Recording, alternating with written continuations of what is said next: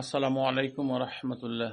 সম্মানিত কোয়েল পাখি খামারি ভাই বোন, এই যে গুঁড়া করা খাবারটা যেটা দেখতেছেন, অর্থাৎ ছোট বাচ্চার জন্য গুঁড়া করা খাবার, অর্থাৎ আপনারা যে সোনালি স্টার্টার, ব্রয়লার স্টার্টার যেটাই জিরো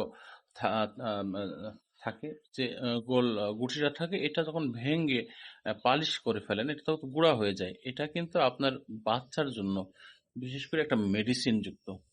কারণ খাবারে তো এটা, এই খাবারের মধ্যে তো অনেক ধরনের মেডিসিন থাকে, সেটা তো ভিন্ন ব্যাপার। কিন্তু গুঁড়া করে কি জন্য বলতেছি, অনেক খামারি আছে যারা 3 দিন 4 দিন এই গুঁড়া খাবার খাদ্য দেয়, তারপরে আবার ওই যে জিরোটা সরাসরি দিয়ে দেয়। কিন্তু ওইটা না করে এই খাবারটা আপনি যত একটু বেশি দিন চালাবেন, কারণ এটা তাদের হজমের জন্য কাজ করে, খাদ্যটা ভালো খায়, স্বাভাবিক খেতে পারে।